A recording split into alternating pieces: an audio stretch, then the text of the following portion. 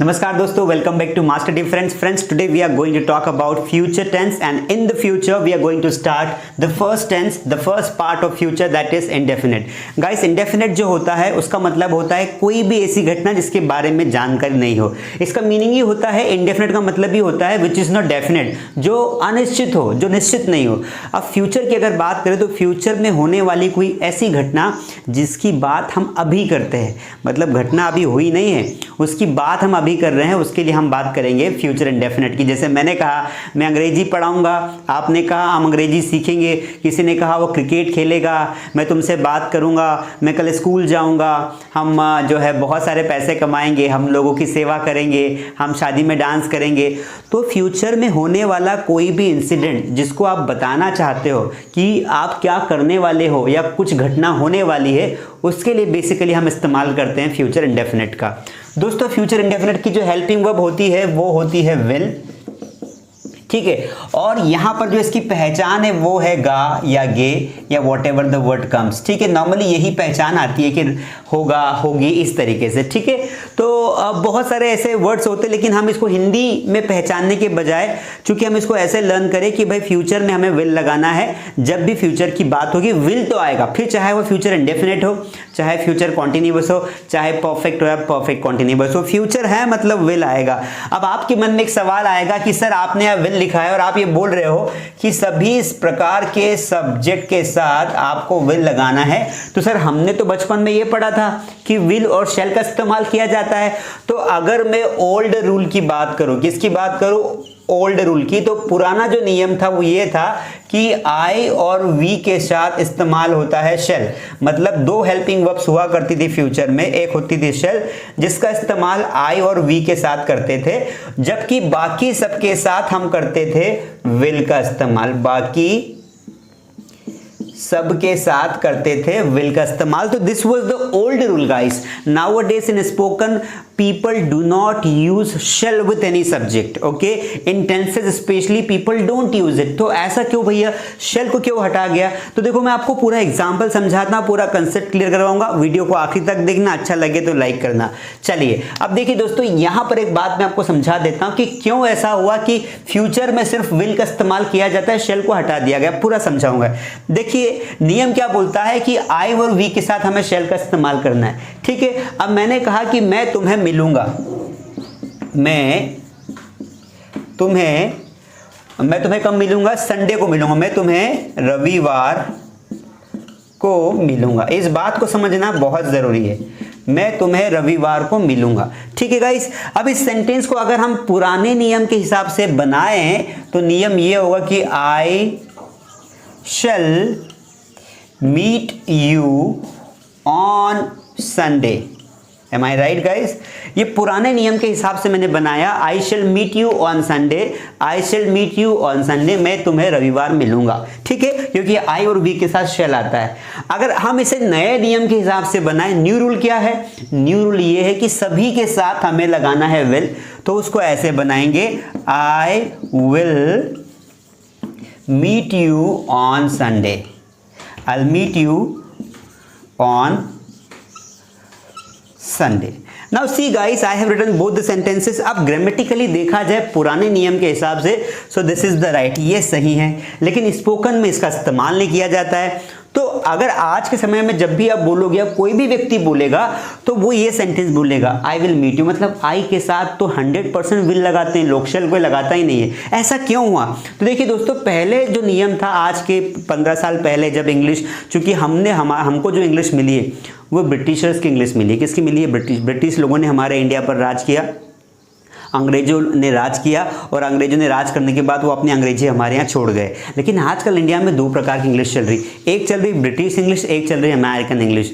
तो आजकल हम दोनों प्रकार की मिक्सअप लैंग्वेज बोलते हैं. और लोग क्या करते हैं, देखो दुनिया का नियम है कि कोई नई चीज़ आती है लोग उसे जल्दी अपना लेते हैं, ठीक है. वो ये शो करना चाहते हैं कि हम बेटर है या हम कुछ अलग अलग करने के चक्कर में नए को अपना लेते हैं. The same thing happens in English also, कि पहले आज भी हम रिटर्न में जब लिखते हैं, नॉवल लिखते हैं, कोई राइटर होगा वो तो पुरानी ब्रिटिश इंग्लिश ही इस्तेमाल करता है, पुरानी लैंग्वेज ही इस्तेमाल करता है, लेकिन जो स्पीकर्स हैं बड़ी बड़ी कंपनीज में काम करते हैं, हमने पूरी टेक्नोलॉजी अमेरिका से लिए, तो इसीलिए अमेरिकन लैंग्वेज का भी असर पड़ा है और अमेरिकन लोग शॉर्ट लैंग्वेज बोलते हैं, इसीलिए वो आई के साथ विल का इस्तेमाल करते। तो एक रीज़न तो ये हुआ कि जब अमेरिकन लैंग्वेज इंडिया में आई और इंडिया के लोग अधिकतर अमेरिका काम करने गए, वहाँ से वापस लौटे, तो वो शेल को नहीं बोलते थे, वो आई के साथ विल को बोलते थे, आई विल मीट यू, पहली रीज़न। दूसरा रीज़न ये है कि ये जो सेंटेंस है, ये शेल जो होता है ये प्रोबेबिलिटी को दिखाता है, संभावना को दिखाता है, पॉसिबिलिटी को दिखाता है। I shall meet you on Sunday, आप बोल रहे हो कि हाँ मैं शायद तुम्हें संडे को मिलूं,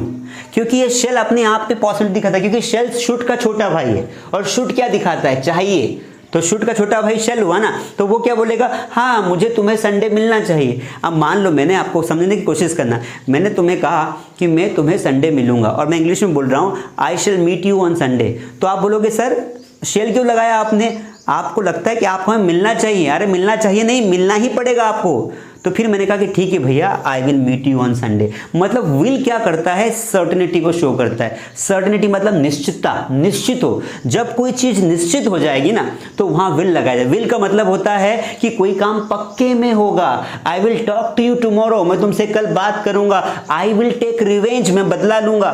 तो विल लगाने से कोई बात पक्की हो जाती है और शेल लगाने से उस बात की होने की संभावनाएं कम हो जाती है। शेल फ्यूचर की पॉसिबिलिटी के लिए भी इस्तेमाल किया जाता है। इसीलिए लोगों ने, जब आपने कहा कि मैं तुम्हें कल मैं संडे मिलूंगा, आपने जब निश्चित बोल दिया, क्योंकि आपने डे का नाम भी बता दिया, आपने डे का नाम भी बता दिया है कि आप संडे को मिलेंगे, I will meet you on Sunday.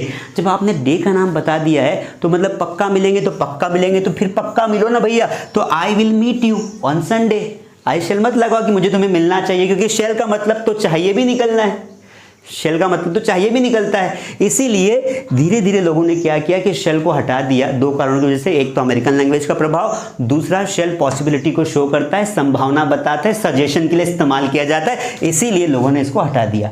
और फिर धीरे धीरे क्या किया कि हर सब्जेक्ट के साथ, क्योंकि वैसे भी शेल का इस्तेमाल हम सिर्फ दो जगह कर रहे थे, आई और वी के साथ, तो दोनों जगह से हटा के सभी जगह विल लगा दिया। Point number 1।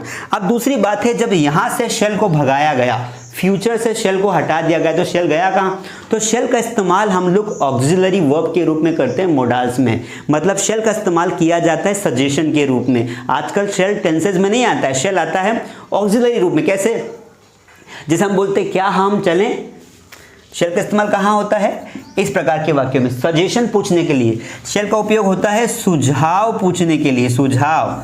तो क्या हम अब चले,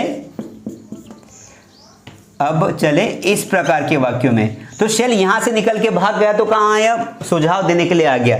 शेल वी मूव नाउ, इस तरीके से। देखो ये करेक्ट सेंटेंस है, क्योंकि यहां पर वो सुझाव दे रहा है कि हमें अब निकलना चाहिए। क्या हम चलें, क्या हम चॉकलेट खाएं, शैल वी ईट चॉकलेट, क्या हम खाना खाएं, शैल वी ईट फूड, क्या हम रेस्ट करें, शैल वी टेक रेस्ट। तो दोस्तों टेंस को निकाल, टेंस से फ्यूचर को, सॉरी शेल को फ्यूचर से निकाल के मॉडल्स में डाल दिया गया। और आजकल इसीलिए मैंने जो आपको चार्ट बनवाया था उसमें मैंने शेल का जिक्र नहीं किया है, क्योंकि even I do not speak shall with any of the subjects in future tense, okay, and even the people those who are speaking nowadays, they do not use shall in their speaking. They normally or they usually speak shall in the tenses. बहुत कम इस्तेमाल होता है, rarely इस्तेमाल होता है। So this is why, मैं फिर repeat कर रहा हूं, देखो मेरा काम है कंसेप्ट कर क्लियर करवाना। फ्यूचर टेंस में शेल का इस्तेमाल आजकल नहीं किया जाता है, बोलने में ग्रामेटिकली होता होगा, बोलने में नहीं किया जाता है, ठीक है, क्योंकि शेल जो है वो पॉसिबिलिटी को दिखाता है, सजेशन को दिखाता है और वो शो करता है सुझाव को, इसलिए उसको यहाँ से हटा दिया गया और मॉडल्स में डाल दिया गया, जहाँ पर मॉडल का काम करता है। विल भी मॉडल का काम करता है, लेकिन विल टेंसेस में तो आता है, इसकी जगह यहाँ भी और वहाँ भी, लेकिन शेल की जगह यहाँ नहीं है, यहाँ से हटा के हटा दिया। अब सभी प्रकार के सब्जेक्ट के साथ विल का इस्तेमाल किया जाता है। Okay, I gave you the reasons and now we are starting the tense, future tense. चलिए आगे बढ़ते हैं। इसके बावजूद भी अगर आपका कोई डाउट रह गया हो तो सबसे पहले लाइक करना, और लाइक करने के बाद अपनी प्यारी से कमेंट में अपना क्वेश्चन पूछ लेना। पहले लाइक करना, फिर प्यारी सी कमेंट में अपना सिंपलिसिटी से क्वेश्चन पूछना, कमेंट अच्छी करना, ठीक है। तो अच्छी कमेंट करके पूछ लेना क्वेश्चन, मैं रिप्लाई ज़रूर करूँगा, ठीक है। अब देखिए, जब भी कोई फ्यूचर में होने वाली घटना के बारे में जानकारी देनी हो तो हम बनाएंगे सबसे पहले सिंपल स्ट्रक्चर, जैसे सब्जेक्ट, उसके बाद यहाँ लगा देंगे विल, फिर वर्ब का फर्स्ट फॉर्म, क्योंकि ये इंडेफिनेट टेंस है और कोई सा भी इंडेफिनेट टेंस हो, चाहे प्रेजेंट हो, पास्ट हो, फ्यूचर हो, उसमें हम लगाते हैं वर्ब की फर्स्ट फॉर्म। मैं तुमसे बात करूंगा, मैं तुमसे बात करूंगा, ठीक है। दोस्तों एक बात बताऊं मैं आपको, मैं रोज सोचता हूं कि मैं कोशिश करूंगा कि आपकी क्लास जो है 7 से 8 मिनट में कंप्लीट हो जाए, ठीक है, क्योंकि बहुत लंबा हो जाता है। लेकिन क्या करें, क्योंकि अगर आपको कंसेप्ट नहीं समझाऊंगा तो आप घिसे पिटे तरीकों से पढ़ते रहोगे, अंग्रेजी सीखते रहोगे, लेकिन कभी आपको पता ही नहीं चल पाएगा कि अंग्रेजी में ऐसा क्यों हो रहा है, ठीक है। अगर लैंग्वेज को पढ़ रहे हैं तो पूरे कंसेप्ट सीखने का अपना ही मजा है, बड़ा मजा आता है जब हमें डीप में नॉलेज होता है किसी चीज़ का। सो दैट इज़ वाई फिर वीडियो बड़ा होता है, मैं उसकी चिंता नहीं करता हूँ, क्योंकि मेरी प्रायोरिटी है आपका कंसेप्ट क्लियर करना, आपको अंग्रेजी के बारे में हर एक वो चीज़ बताना जो शायद आपको और कोई नहीं बता पाए या आपको नहीं पता चल पाए। इसलिए मैं ढूंढ के लाता हूँ किताबों से, अपने मीडिया से, अपना जो है बहुत पुरानी बुक्स होती है उसमें सारे नियम लिखे गए हैं, फिर अपडेट रहना पड़ता है, तो ढूंढ के लाना पड़ता है। आपके लिए क्लास शूट करने से पहले मुझे बहुत रिसर्च करना पड़ता है ताकि मैं आपको सही चीज़ बता सकूँ, इसीलिए वीडियो लंबा हो जाता है। लेकिन आप पूरा देखें, क्योंकि आपको अंग्रेजी जीवन भर के लिए एक ही बार में सीखनी है। तो मैं तुमसे बात करूंगा, सब्जेक्ट आई है, आई के साथ लगा दिया विल, आई विल, और टॉक। मैंने कहा था कि 4 से 5 वर्ब्स ऐसी जिनके बाद हमेशा टू आता है, जैसे टॉक टू यू, मैं तुमसे बात करूंगा टॉक टू यू, तो 4 से 5 वर्ब है जिनके बाद टू आता है, जैसे टॉक टू, जैसे लिसन के बाद भी टू आता है, लिसन मतलब सुनना, ठीक है। टॉक टू, इस तरीके से ध्यान रखना। कुछ वर्ब्स ऐसी होती है जिनके बाद टू आता है, जैसे गो, जैसे कम, इस तरीके से। तो 3-4 वर्ब्स ऐसी होती है जिनके बाद टू लगभग 100% आता है, कुछ ही केसेस में नहीं आता है। तो ये बेसिक चीज़ें आपको पता होनी चाहिए। और while teaching I try to teach you, I try to tell you. तो मैं तुमसे बात करूंगा, एक एग्जाम्पल देखते हैं, हम मैच जीतेंगे, हम मैच जीतेंगे, हम मैच क्या करेंगे, जीतेंगे। कैसे बनाएंगे, हम अश्योरिटी दे रहे हैं तो विल लगाना पड़ेगा। भले ये देखो, हम मैच जीतेंगे, हम कॉन्फिडेंस के साथ बोल रहे हैं, मतलब हम सर्टेनिटी है, पक्की बात, पक्का जीतेंगे, इसलिए शेल नहीं लगाएंगे, यहाँ पर लगा देंगे विल। तो we will win the match, we will win the match, ठीक है। नेगेटिव सेंटेंस की बात कर लेते हैं दोस्तों। नेगेटिव सेंटेंस कैसे बनाएंगे, स्ट्रक्चर लिख लेते हैं यहाँ पर नेगेटिव का, सब्जेक्ट और यहाँ लगा देंगे विल प्लस नॉट, उसके बाद वर्ब का फर्स्ट फॉर्म, देन ऑब्जेक्ट, ठीक है।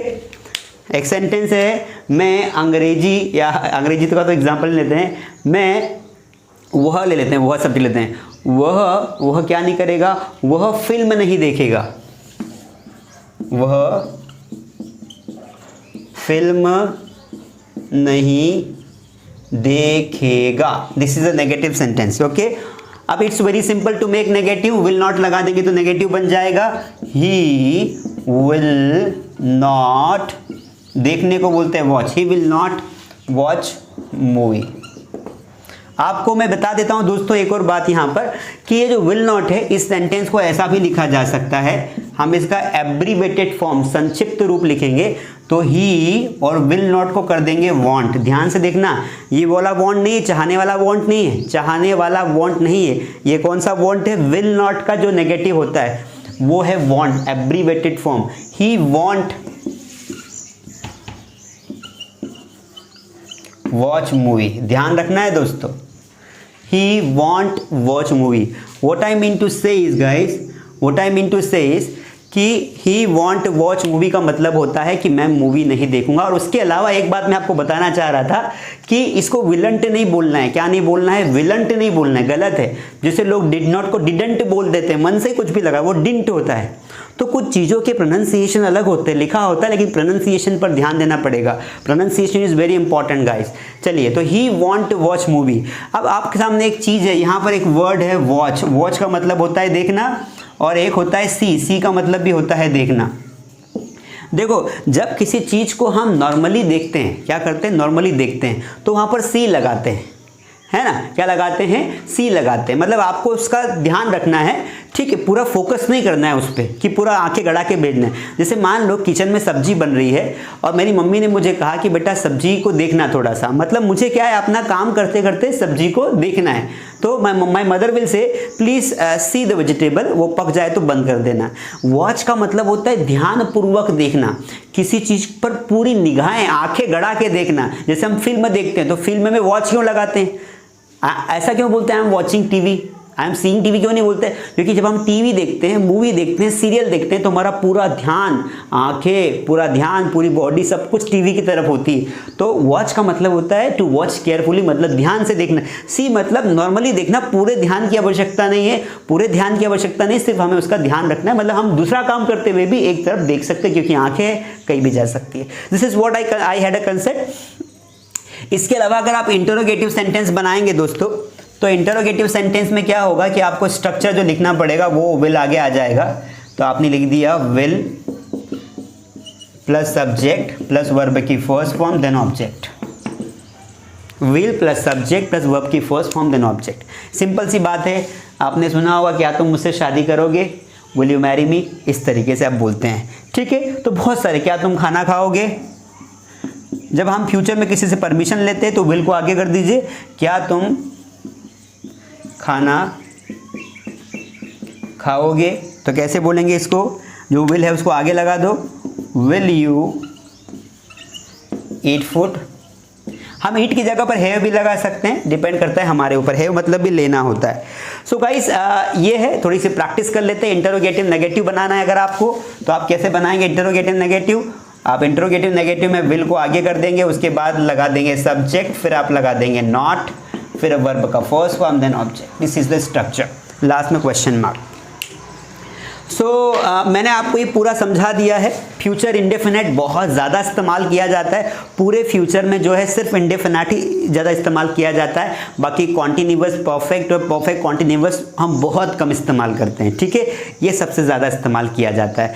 थोड़ी सी इसकी प्रैक्टिस बहुत ज़रूरी है, मैंने आपको ओवर भी बता दिया। चलिए प्रैक्टिस करते हैं, और लास्ट में 2 सेंटेंस दूंगा, आपको कॉमेंट में लिख के बताना है। चलिए हम आपको बताते हैं। जैसे मैंने कहा, मैंने एक सेंटेंस लिया कि मैं मोबाइल चला रहा हूँ, तो आई एम यूजिंग मोबाइल, मैं मोबाइल नहीं, sorry not present continuous, I am really sorry, ध्यान कभी कभी इधर उधर चला जाता है। मैं मोबाइल चलाऊंगा, आई विल यूज़ मोबाइल, मैं मोबाइल नहीं चलाऊंगा, I will not use mobile, क्या मैं मोबाइल चलाऊंगा, विल आई यूज़ मोबाइल, क्या मैं मोबाइल नहीं चलाऊंगा, will I not use mobile. वे क्रिकेट खेलेंगे, दे विल प्ले क्रिकेट, वे क्रिकेट नहीं खेलेंगे, they will not play cricket, क्या वे क्रिकेट खेलेंगे, विल दे प्ले क्रिकेट, क्या वे क्रिकेट नहीं खेलेंगे, will they not play cricket. इस तरीके से तो you have to practice, take पहले आई के साथ प्रैक्टिस कीजिए पूरे टेंस की, फिर उसके अलावा वी के साथ, दे के साथ, ही के साथ, सभी सब्जेक्ट के साथ 4-4, 5-5 सेंटेंसेस बनाइए, आपका पक्का हो जाएगा। कंसेप्ट मैंने आपको बता दिया है और अब से सीखते रहिए। चलिए होमवर्क दे रहा हूँ, तो होमवर्क लिखिए, मेरा